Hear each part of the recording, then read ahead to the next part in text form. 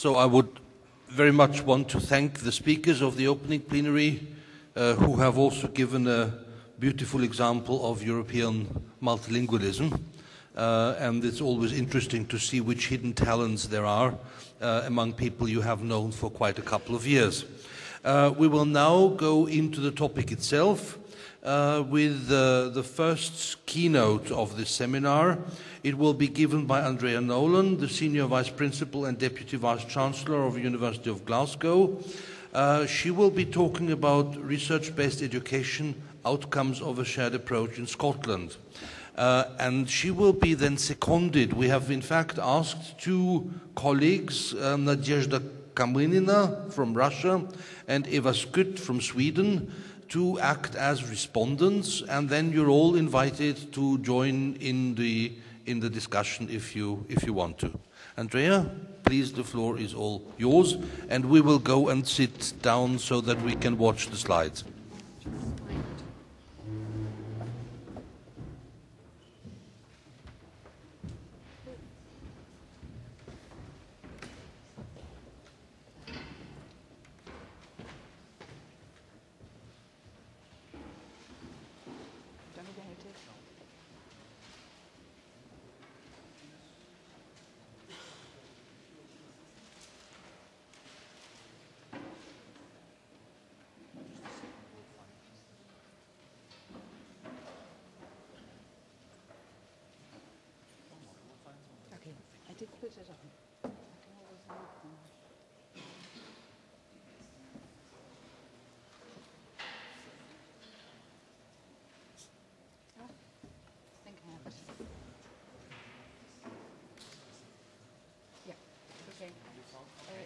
Just get me onto the slideshow. Thank you. Just put it onto slideshow.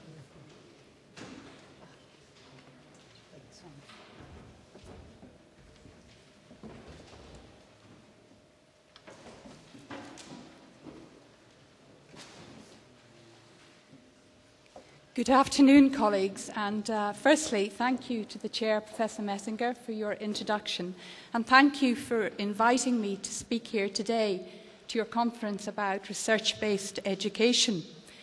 I am not an expert in research-based education. I am a vet by training, but I have a passion for the student experience, and for the 5 years in the University of Glasgow, I was a Vice Principal for Teaching and Learning.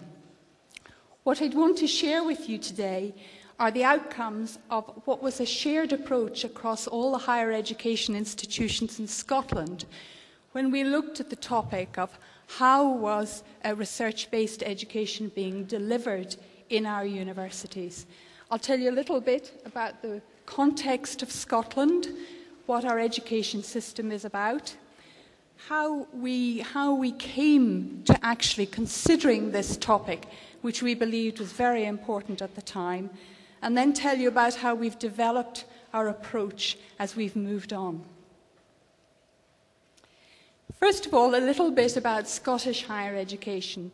Scotland is a member of the United Kingdom, but has a devolved government, and higher education is devolved, so policy, practice and funding around higher education is determined by the Scottish Government.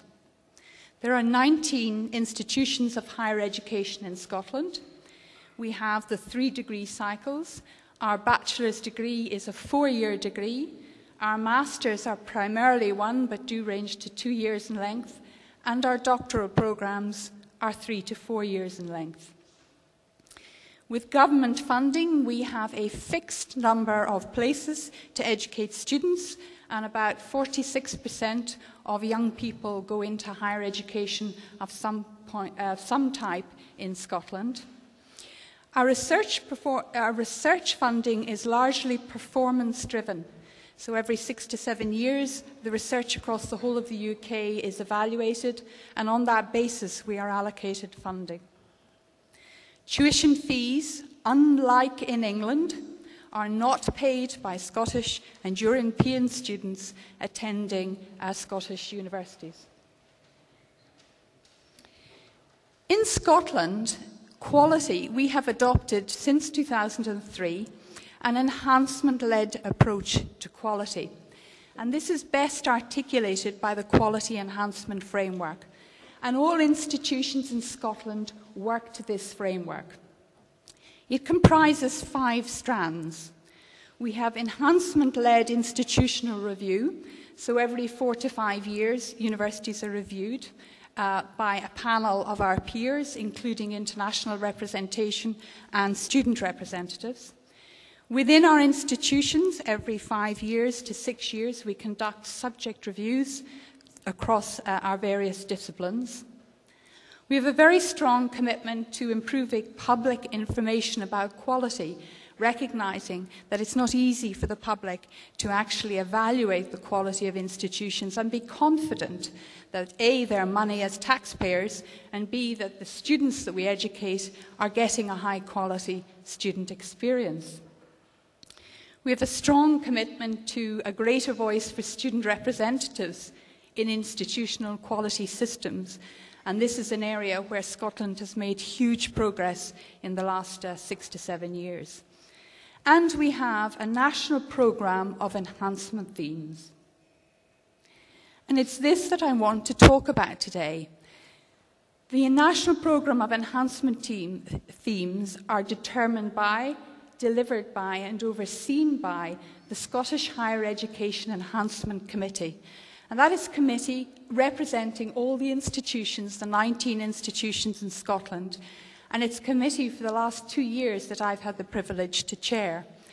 And that committee determines the programme of work we're doing, it decides how we're going to do it, and it decides on the type of outcomes and how we are going to disseminate these.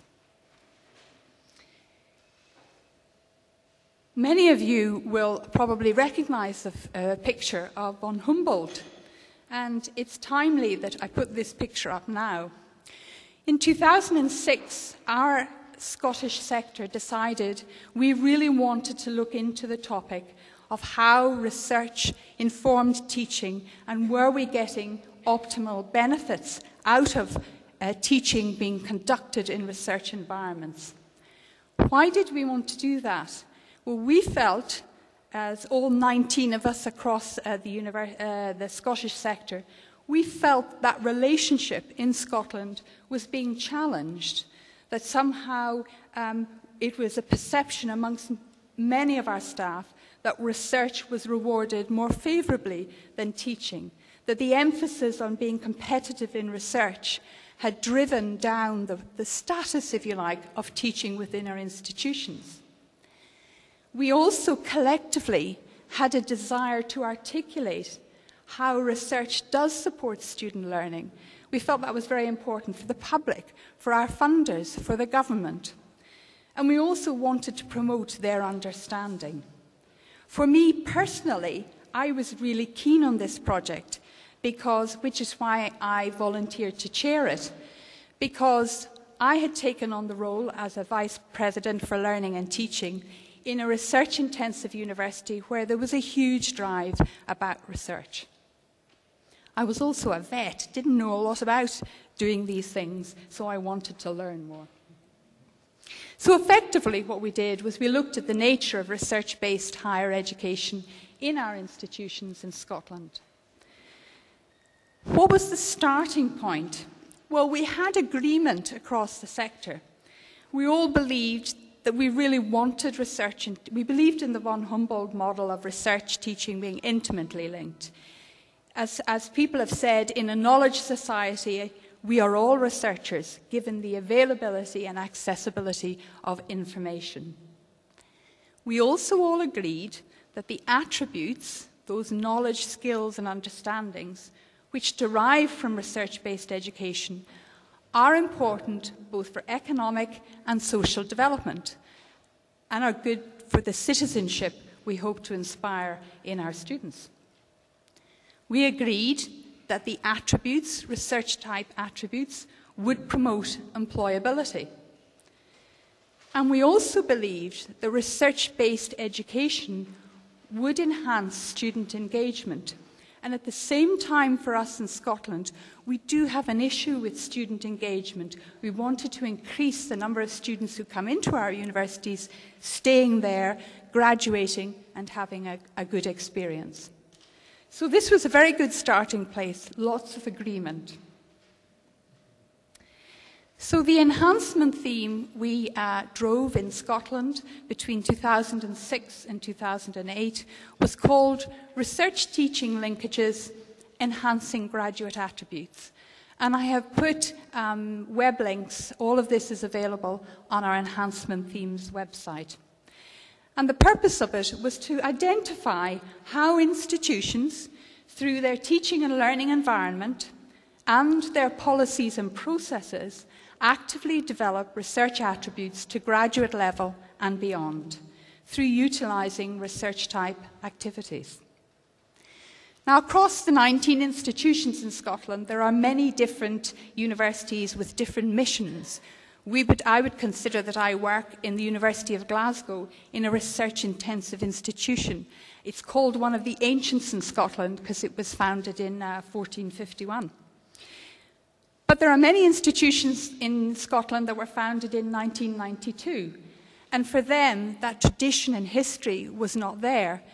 So we adopted a very broad definition of research, and we used Boyer's definition in 1990, or his description of the scholarships of discovery, the classical research of creating new knowledge, integration, application, and teaching.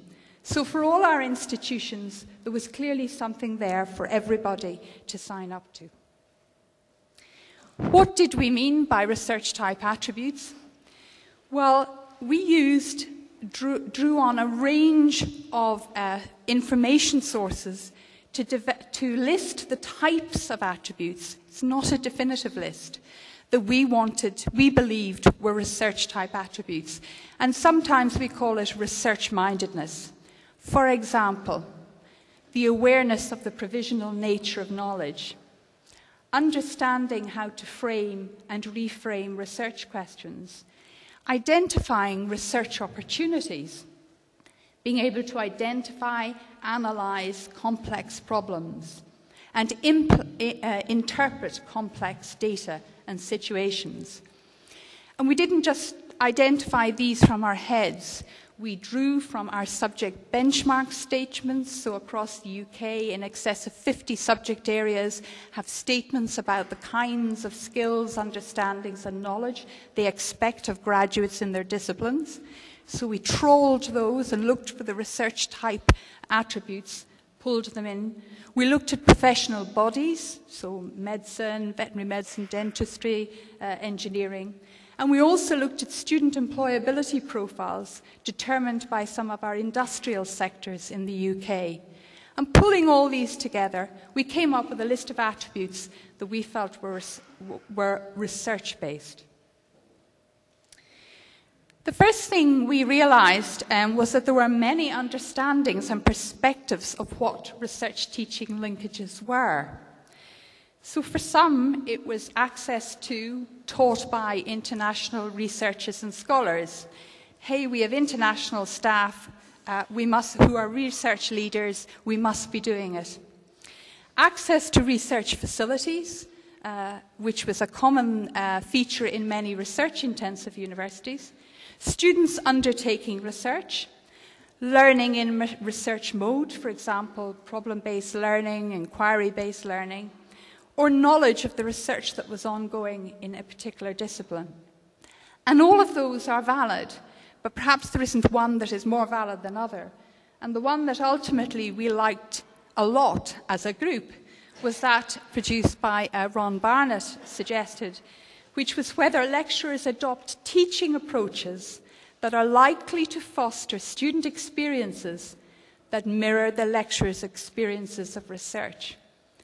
So as a group, we felt that it was more about process and a way of learning than actually about content.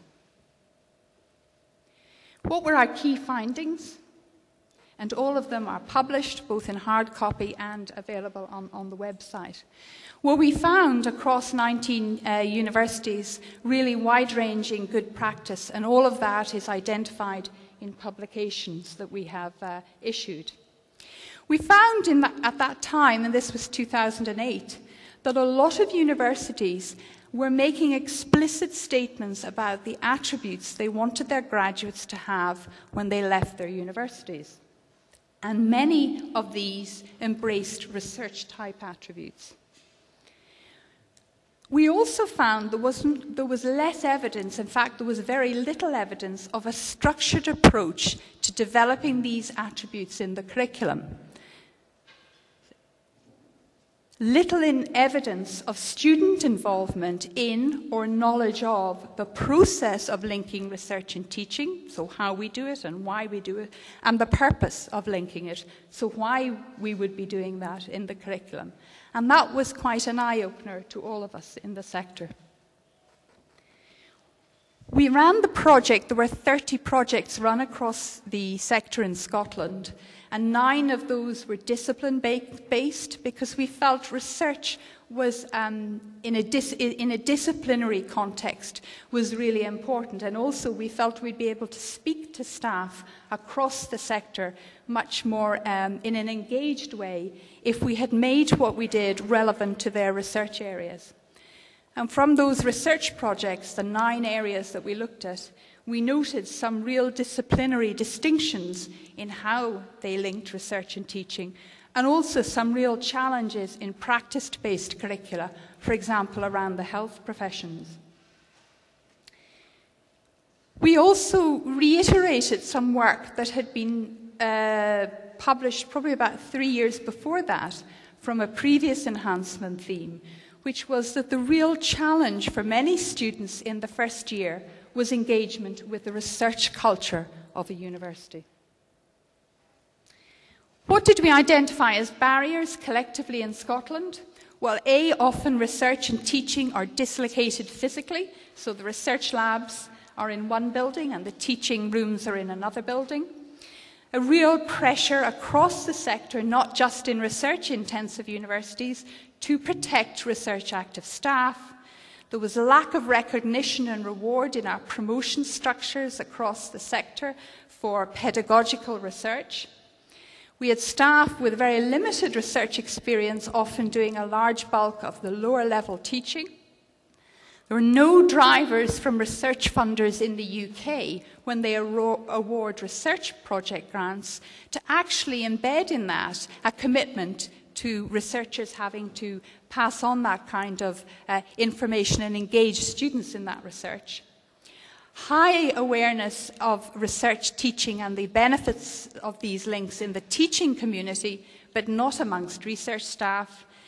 And what came across from our colleagues across the Scottish sector was what they called imperative fatigue. In other words, there were so many things going on. Was this perhaps just another one? There was first-year experience, there was employability, there's assessment, and this is another one.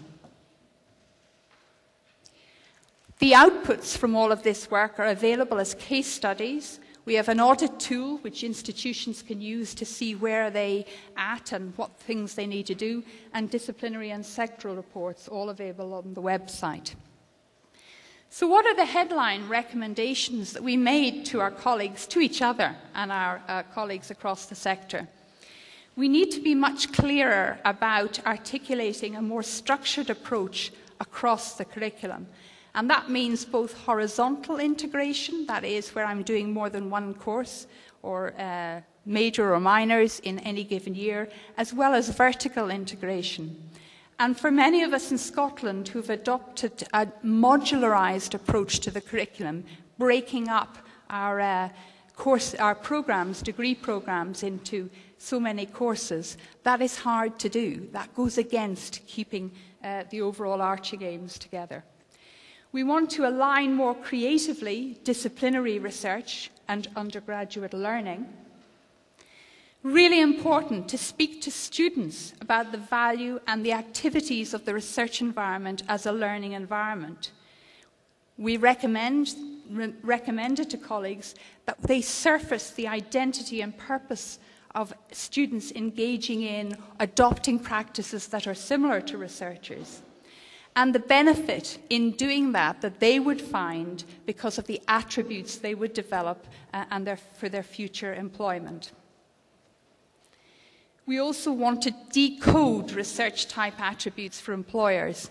With many of the employers that we talked about, when you said, well, our students are great critical thinkers, you know, sometimes the question was, well, what does that actually mean in a history graduate, that someone is a critical thinker? How can that be useful to me if I want to employ a graduate in my business?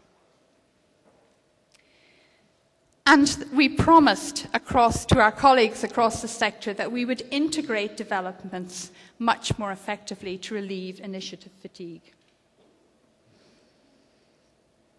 What have we done since 2008, and how is this actually being taken forward? Because there are a lot of recommendations there, and institutions have been gradually working on these. Well, as a sector, once one enhancement theme comes to an end, we move on to the next one. And the next one clearly came out of the work we'd done on looking at research teaching linkages to enhance graduate attributes. We felt we'd looked at a subsection of the research of graduate attributes, so we expanded that to look at what are the kinds of attributes we would want in total for graduates for the 21st century, and how can the achievement of these attributes for our universities in Scotland best be supported. So as a sector, this theme ran from 2009 to 2011. Across the sector, all of the universities have defined the graduate attributes, and we have agreed to use these statements of attributes as a framework for curricular development. For example, and that's a picture of the tower of our building in the University of Glasgow, what did we do in Glasgow? We have agreed our graduate attributes, building from the research type attributes we'd identified previously. We have a big focus on structuring curriculum development to provide more opportunities via the curriculum to integrate research and teaching and beyond, so using extracurricular activities, things like student volunteering, internships, to actually develop those graduates as well. And we've enhanced our programme monitoring and approval to make sure that when we're looking at how we're doing, we are taking a holistic view, recognising that sometimes courses can become silos within a larger degree programme. We have addressed our promotion criteria to explicitly identify that people who undertake and do good pedagogical research will be recognised and they will be rewarded in our promotion pathways. We have drawn in our employers to be much more active in curricular development, and we have promoted heavily student engagement in research teaching linkages. So, for example, we funded a student-led project on what the benefits of research teaching linkages are for staff and students.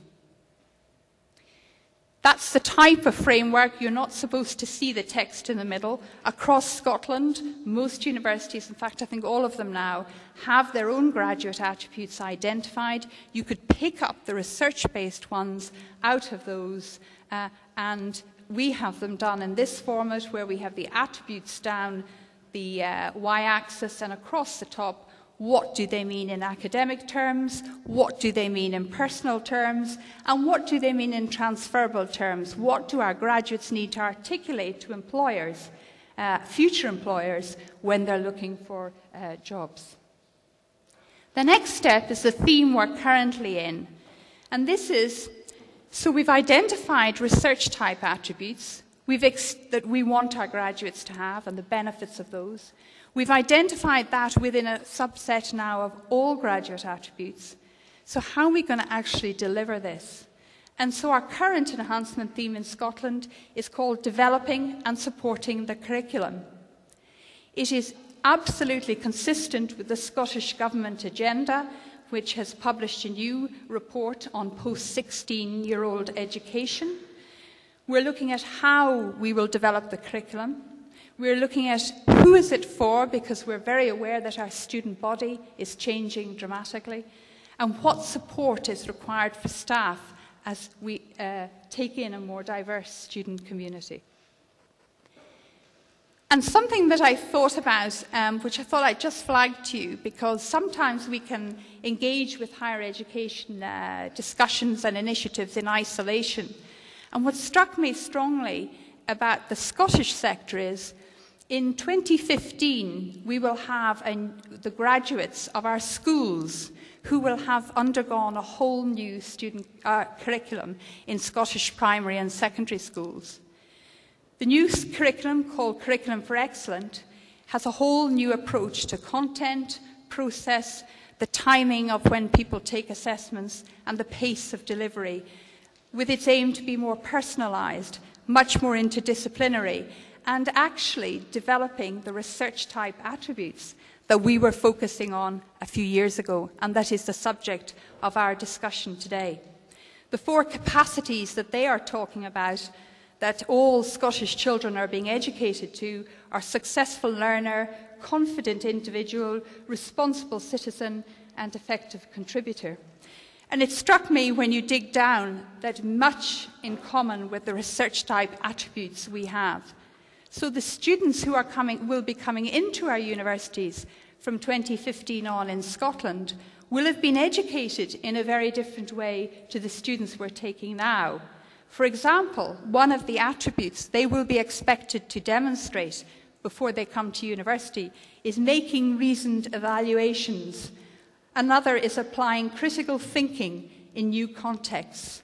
Surely that's very much the substance of the kind of work we are doing in universities at the moment. So the challenges that still remain for us, all of this work is ongoing, and you can imagine across a sector of 19 universities that serve a population of 5 million people, there are challenges in actually drilling down and getting change sustained, embedded and consolidated. We still have issues around academic buy-in. Academics across Scotland want to link their research and teaching. They believe in the benefits of doing so, but attention and resource they feel is still driven too much, potentially by research. Raising student awareness of what research-minded it is and why it is important for them is still a challenge for us, as are ways of demonstrating the benefits and the impact, should I say, of research teaching linkages on student learning. And there are parts of the United Kingdom that have thought about teaching-only institutions. In Scotland, university status is only conferred on institutions that award research degrees as well. So we need ways of demonstrating impact of what we're doing. Challenges remain around our quality assurance and enhancement processes to take a holistic view of the curriculum. We have challenges around professional development for staff, giving them time and space to develop in their teaching. Recognition and reward, I believe, across the sector we are addressing quite comprehensively. But also, as we've been thinking about these things, research has been changing. Approaches to research has been changing. So there's much more interdisciplinarity, people working across disciplines, and people working across continents as research becomes more global as well as interdisciplinary. And similarly, most of our staff have been trained, brought up, grown up in an age where they were not, didn't grow up in an age where new technologies had had such impact.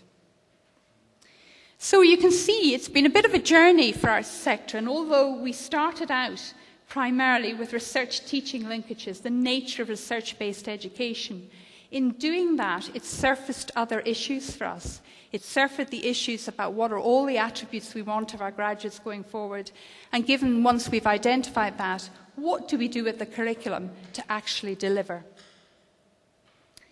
So in summary, for us in Scotland, as a sector, we have agreed absolutely that research-based education is a core principle of our system. The sectoral work that we've conducted has driven the consideration of research teaching linkages, explicit statements of graduate attributes, and how we are going to develop the curriculum to deliver on what we want to be. Staff development and support has been slightly neglected in our context, and it's something we're doing at the moment, and I think it's been neglected because it's actually very difficult to tackle. These developments that we have done in Scotland have all been bottom-up. So these are the issues that academic staff and students in the Scottish sector wanted to tackle. And I might say this, there is evidence of significant enhancements of the student experience because of the work we've done, and that all of this work has been evaluated by external providers to indicate this to us. So I hope that's given you a flavour of the kind of approaches we've been taking in Scotland. We've probably generated more questions than answers, but I hope it's been useful for you today, and I look forward to our discussion. Thank you very much.